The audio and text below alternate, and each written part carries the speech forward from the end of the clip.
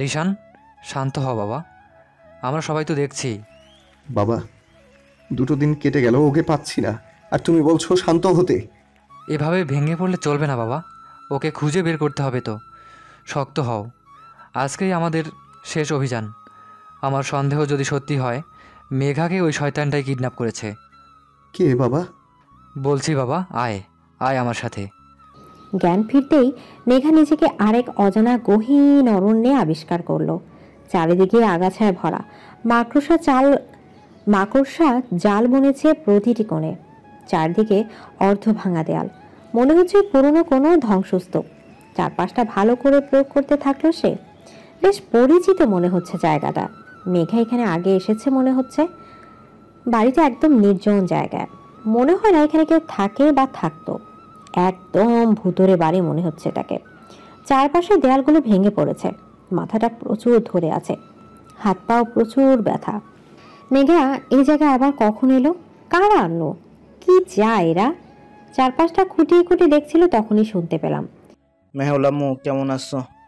সেই কণ্ঠস্বর যা মেঘার মনে বারবার আতঙ্কের সৃষ্টি করে। পেছনে ফিরে দেখলো সেই কালো আবরণে আবৃত ব্যক্তিগুলো এক সারি ধরে দাঁড়িয়ে আছে। তাদের সবাই এক ধরনের পোশাক পরে আছে। কি ভাবছো মেহুলাম্মু, এখানে কিভাবে এলে? আমাকে তোমরা আটকে রেখেছো কেন? কি ক্ষতি করেছি তোমাদের? তুমি কি ক্ষতি করেছো তা সময় হলেই বুঝবে। আমাকে ছেড়ে দাও না প্লিজ। সময় হলেই পাবে। এরপর সে মেঘার নিকট একটা প্যাকেট দিয়ে বলল, তাড়াতাড়ি খেয়ে নাও, না হলে কি করব আমি নিজেই জানি না। প্লিজ আমাকে ছেড়ে দাও। কি চাও তোমরা? আমরা তোমাকে চাই, সময় হলেই বুঝবে। খেয়ে নে। না, আমি খাবো না। প্রতিমান ব্যক্তিটি প্রচন্ড রেগে এক গর্জন দিয়ে উঠলেন। খাবি না তুই? তোর 14 গোষ্ঠী খাবে। বলে মেঘা চুলের মুঠি ধরে গালে এক চড় লাগিয়ে দিলেন।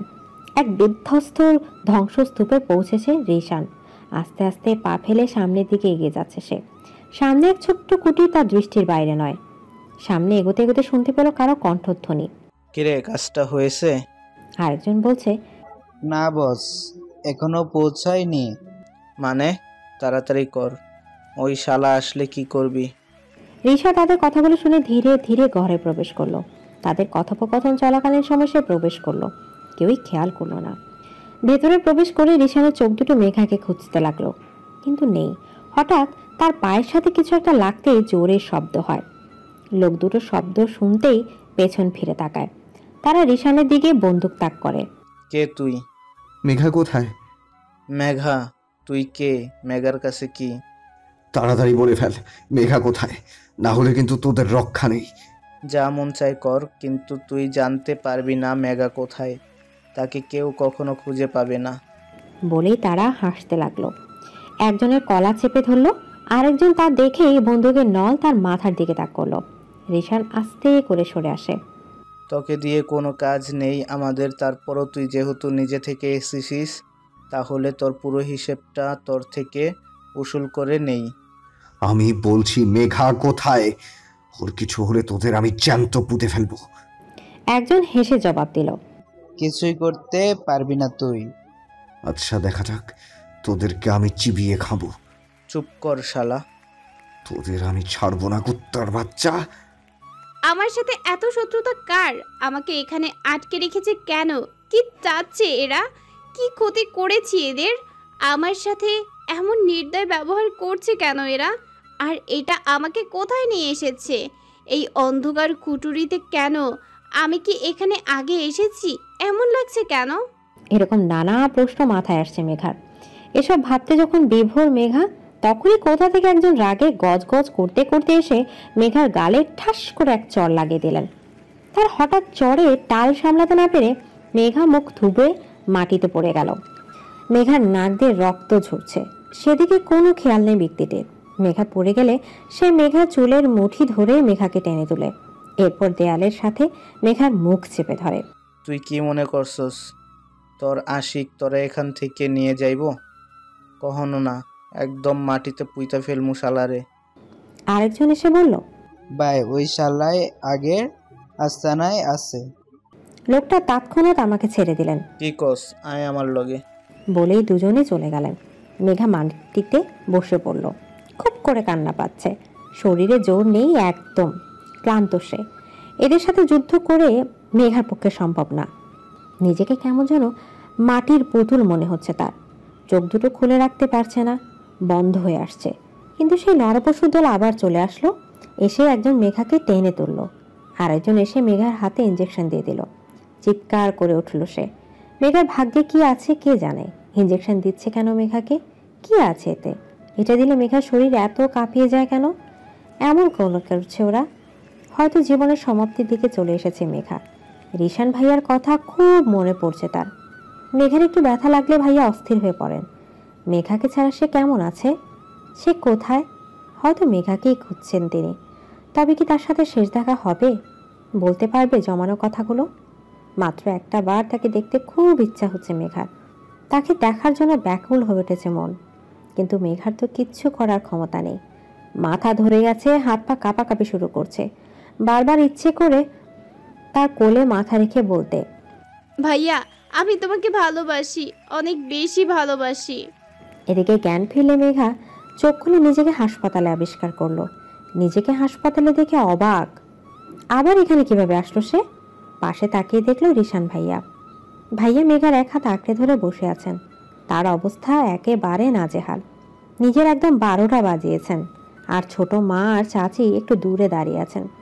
মেঘাকে চোখ খুলতে দেখে রিশান ভাইয়া ডাক্তারকে ডাকা শুরু করে দিলেন। ডাক্তারকে বারবার ডাকছেন তিনি। এরপর মেঘাকে বললেন, মেঘপরি, কেমন লাগছে এখন? মেঘা আস্তে করে বলল, ভালো। মেঘার ছোট মা আর চাচি এগিয়ে এলো, তাকে শোয়া থেকে বসিয়ে দিল। মেঘার শরীরটা কেমন যেন লাগছে। এরই মধ্যে ডাক্তার চলে আসলো। মেঘাকে বলল, এখন কেমন লাগছে মিস মেঘা? ভালো, কিন্তু শরীরটা কেমন যেন লাগছে। ডাক্তার মেঘাকে চেক আপ করে বললেন, ওহো, ডোন্ট ওয়ারি, আমি মেডিসিন দিয়ে দিচ্ছি, আস্তে আস্তে ঠিক হয়ে যাবে। মিস্টার রিসান, আপনি একটু আমার সাথে বাইরে আসুন। রিশান ডাক্তারের সাথে বাইরে গেলেন। মেঘার ফুপু এসে মেঘাকে জড়িয়ে ধরে কান্না শুরু করে দিলেন। কি হয়েছে, কাঁদছো কেন তুমি? তুই ঠিক আছিস মা? হ্যাঁ ছোট মা, এই দেখো আমি একদম ঠিক আছি, আমার কিছু হয়নি। ছোট মা থাকতে আমার কি কিছু হতে পারে? অনেক কষ্ট হয়েছে তোর, তাই না? না ছোট মা, আমার একটুও কষ্ট হয়নি। মেঘার চোখ দিয়ে পানি গড়িয়ে পড়ছে। মেঘার চাচি বললেন, আমাদের সন্দেহ যদি সত্যি হয় তাহলে সেই পিশাচগুলোর রক্ষে নেই। মেঘলা, তুই দেখলে কাউকে চিনতে পারবি? না চাচি, সবাই কালো পোশাক পরে আসতো।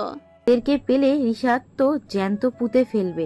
একটুর জন্য পালিয়ে গেল শয়তানের দলগুলো। আজ যদি রিশাদের হাতে পড়তো তাহলে রক্ষে ছিল না। ছেলেটা পাগল হয়ে গেছে রে। জানিস, তোকে ছাড়া আমার ছেলেটা এক মুহূর্ত ভালো নেই। তোকে না পেয়ে ও কেমন যেন হয়ে গেছে। খাওয়া নেই, পড়া নেই, শুধু তোকেই খুঁজেছে। দুদিনে কি হাল করেছে নিজের, দেখেছিস? কখন ও মেঘ পরীকে পাবে তার জন্য পাগল হয়ে গেছে ও। পুরো বাড়ি মাথায় তুলে ফেলেছে। সব তন্ন তন্ন করে খুঁজেছে তোকে। ছেলেটা আমার একদম একটা পাগল। মেঘা তার ফুফুর কথা শুনে অবাক। রিশান এমন করছে তার জন্য? মিস্টার রিসান, শুনুন। জি বলুন ডাক্তার। মেঘার শরীরে ড্রাগস দেওয়া হয়েছে, তাও আবার হাই লেভেলের। কি বলছেন ডাক্তার? ঘাবড়ানোর কিছু নেই, আমরা ট্রিটমেন্ট করছি, ইনশাল্লাহ সুস্থ হয়ে যাবে। ওর হেলথ কন্ডিশন দেখে ধারণা করছি 2 ডোজ দেওয়া হয়েছে। এই ড্রাগসটায় আস্তে আস্তে রোগী পাগল হওয়ার সম্ভাবনা বেশি। ডাক্তার, মেঘার কিছু হবে না তো? ভয়ের কারণ নেই, ঠিকমতো ট্রিটমেন্ট হলে সুস্থ হয়ে যাবে। বেশি বেশি খেয়াল রাখতে হবে। আল্লাহর কাছে হাজার শুকরিয়া, আমরা আমাদের মেয়েকে ফিরে পেয়েছি। আমার মামুনিটা, আর কিছু হবে না তোর। মেঘা ছোট মায়ের কোলে মাথা রাখলো। মেঘার আবিদ ভাইয়া, লিসা ফুফা আর চাচা চলে এলেন। তুমি ঠিক আছো প্রিন্সেস? হ্যাঁ আঙ্কেল, আমি ঠিক আছি। আর টেনশন করো না প্রিন্সেস, তোমার কিচ্ছু হবে না। লিসা এসে মেঘার কাছে বসলো। মেঘাকে জড়িয়ে ধরে বলল, মেঘা আপু, আমি ঠিক আছি তোরে। মেঘার আবিদ ভাইয়া বললেন, আঙ্কেল রিশান কোথায়? চাচি বললেন, ডাক্তারের সাথে কথা বলছে। আবিদ ভাইয়া বললেন, আঙ্কেল এখন থানায় যাবেন? আমি আর তোমার বাবা যাব। আমিও যাচ্ছি, তোমাদের কারো যাওয়া লাগবে না। বলতে বলতে রিশান চলে এলো। রিশানের মুখটা একদম ফ্যাকাশে হয়ে গেছে। কেমন যেন শুকিয়ে গেছেন উনি। চোখ দুটো লাল হয়ে আছে। রিশান ভাই মেঘের দিকে এক দৃষ্টি চেয়ে আছেন। মেঘাও তার পানে চেয়ে। নিজের কি হাল করেছেন রিশান? এমন কেউ করে? ছোট মা বললেন, তোরা কথা বল, আমরা বাইরে যাচ্ছি। তার কথা শুনে মেঘা হা হয়ে গেল। আবার বেশ লজ্জাও লাগছে তার। মেঘার আবিদ ভাইয়া বলল, তাই? লিসা মেঘার কানে কানে বলল, এবার তোমার পাগলাকে সামাল দাও, না হলে পাগলা গারোতে পাঠাতে হবে। বেচারা। সবাই মিটিমিটি হাসছে আর প্রস্থান করছে। সবাই চলে গেল। রিশান ভাইয়া এসে মেঘার পাশে বসলো। বলল, এখন কেমন লাগছে? ভালো, কিন্তু মাথাটা ঝিমঝিম করছে। দেখি। রিশান মেঘার মাথায় হাত বুলিয়ে দিচ্ছেন। তার কোমল হাতের স্পর্শে মেঘার মনে এক প্রকার শিহরণ জাগছে। এই কেমন অনুভূতি? তিনি পাশে থাকলে এত ভালো লাগে কেন তার?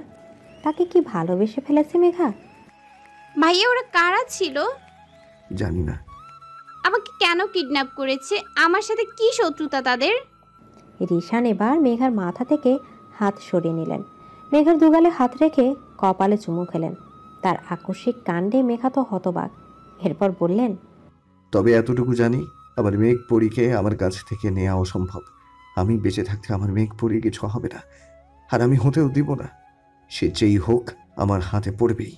আমার কলিজায় হাত দিয়েছে, এত সহজে কি তাদের আমি ছেড়ে দেব? এখন চুপচাপ বিশ্রাম নেই, কোনো চিন্তা করবি না, আর একটা কথাও না। রিশানের কথা শুনে মেঘা হা হয়ে গেল। রিশান ভাইয়া কি মেঘাকে সত্যি ভালোবাসেন? মেঘা তো তাকে ভালোবেসে ফেলেছে। রিশান ভাইয়াকে ছাড়া মেঘার থাকা অসম্ভব। এটা খুব ভালো করে বুঝতে পারছে সে। ওরা দুজনেই নীরব, কেউ কোনো কথা বলছে না। হঠাৎ সে মেঘার হাতটা ধরল। এরপর বলল, মেঘ পরী। মেঘা বলল, আমি আমার দায়িত্ব পালন করতে পারলাম না। হঠাৎ রিশান ভাইয়ার এ কথা মেঘার বোধগম্য হলো না। কি বলতে চাচ্ছে উনি? মানে ভাইয়া কি বলছো? আমি তোকে রক্ষা করতে পারলাম না। আমি তো মনিকে কথা দিয়েছিলাম তোর উপর কারো আঁচড়ও পড়তে দিব না, কিন্তু আমি আমার কথা রাখতে পারলাম না। আমার জন্য তোর সাথে এমন হলো। আমি যদি আরো কেয়ারফুল হতাম তাহলে কখনোই তোর সাথে এমন হতো না রে। মেঘা মনে মনে ভাবলো, ভাইয়া কি বলছে এগুলো? দায়িত্ব? ভাইয়া তার দায়িত্ববোধ থেকে করছে এগুলো। তবে কি আমার ধারণা মিথ্যা? ভাইয়া আমাকে ভালোবাসে না, আমি তার দায়িত্ববোধ। মেঘা হাসপাতাল থেকে এসেছে 1 সপ্তাহ হয়ে গেছে। এখন সে পুরোপুরি সুস্থ। রিশান ভাইয়া পুরোটা সময় মেঘার সাথে ছিল। এক মুহূর্তের জন্য চোখের আড়াল করেননি মেঘাকে। প্রতিটা ক্ষণে তার সাথে ছিলেন। বাড়িতে সিকিউরিটি বাড়িয়ে দেওয়া হয়েছে। মেঘার একা কোথাও যাওয়া তো একেবারে নিষেধ। রিশান ভাইয়া স্পষ্ট বলে দিয়েছেন, বাড়ি থেকে বের হলে পা ভেঙে দেবেন। ভাইয়ার প্রতিটা কাজেই মেঘাকে অবাক করে। রিশান ভাইয়া মেঘার প্রতি অনেক বেশি কেয়ারফুল হয়ে গেছেন। সামনে ভাইয়ার ফাইনাল পরীক্ষা, কিন্তু তাতে তার কোনো মনোযোগ নেই। মেঘাকে নিয়েই ব্যস্ত তিনি। তার প্রতি এত ব্যস্ত কেন উনি? এটা ভালোবাসা নাকি তার সেই দায়িত্ববোধ?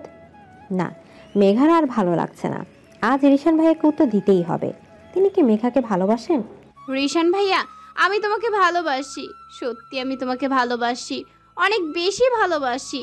তোমাকে ছাড়া থাকা আমার পক্ষে অসম্ভব। আমি তোমাকে ভালোবাসি রিশান ভাইয়া। তুমি আমায় ভালোবাসো?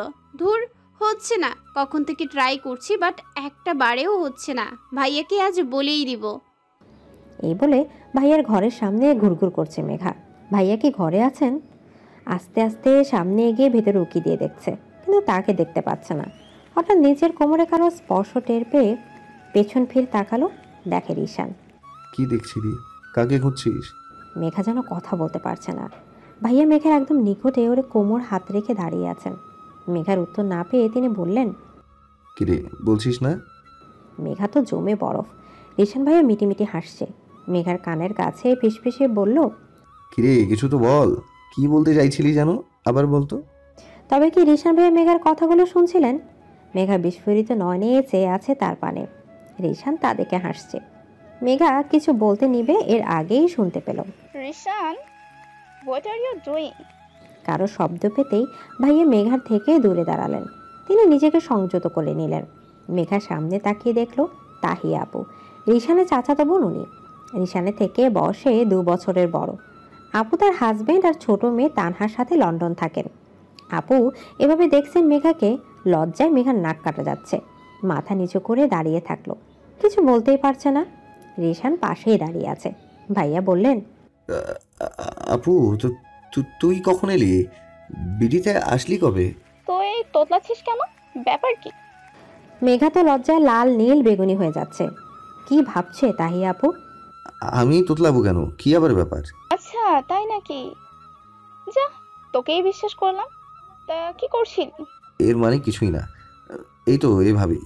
কে? আর বলা লাগবে না, আমি কচি খুকি না, বুঝলি? বাদ দে তো, কখন এলি? ভাইয়া, তানহা, চাচা চাচি ওনারা কোথায়? বলছি সবাই নিচে আছে। এই তো গতকাল এলাম, এসেই শুনলাম মেঘা নাকি অসুস্থ, তাই আজই চলে এলাম। তো মেঘার ট্রিটমেন্ট করছিলি নাকি এখানে?